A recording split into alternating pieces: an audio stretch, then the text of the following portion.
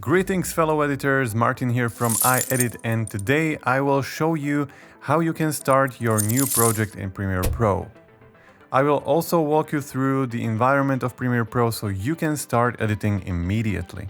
But now let's get back to the topic of today's video. Once you've opened the Premiere Pro, hit the new project button and wait for this window to appear. If you are a complete beginner, there are only 3 things you should pay attention to in this step. First is the name of the project.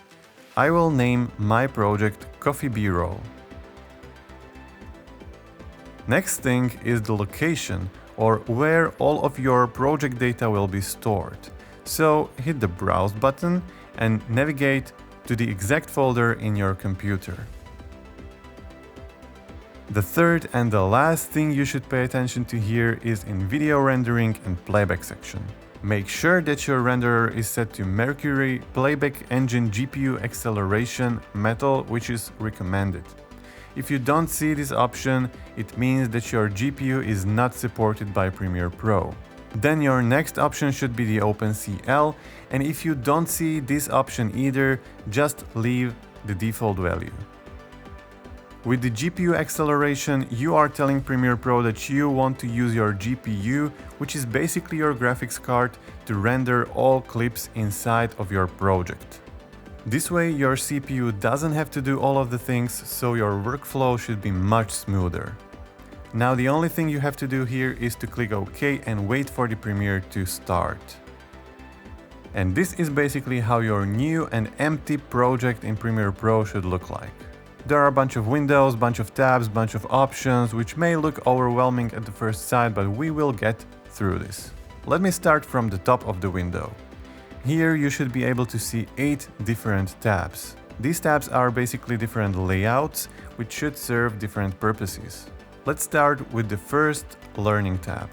As you can see, we still have these windows here, but in addition to that, we also have a panel at the left side of the screen.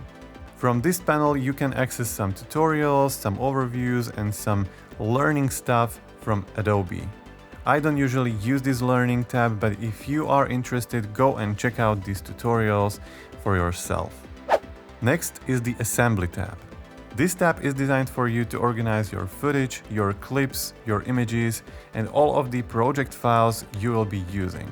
It's great to import all of these files into your project in this tab, and I will break down this process in the next video.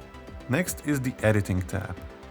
You will probably spend most of the time in this layout structuring your timeline, chopping the clips, and basically making your story come to life.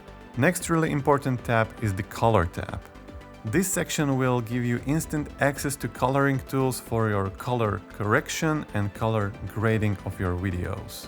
I will be also covering this more in depth later in next videos where we will proceed with our project.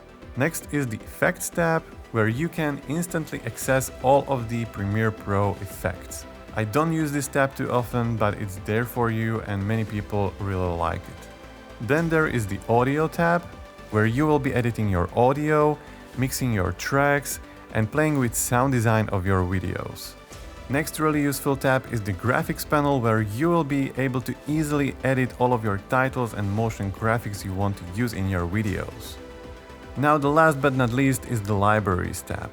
This layout can be really handy sometimes because you can easily access different files from different Adobe programs you designed, like for example a graphics from Photoshop. So as you can see, the windows in these layouts are pretty much the same, but are organized in a different way to serve different purposes. In the next videos, I will be breaking down for you the editing process of a simple Coffee B-Roll sequence, where I will show you different tools, different techniques, and different approaches to editing in Premiere Pro. So stay tuned, my fellow editors, and see you in the next video.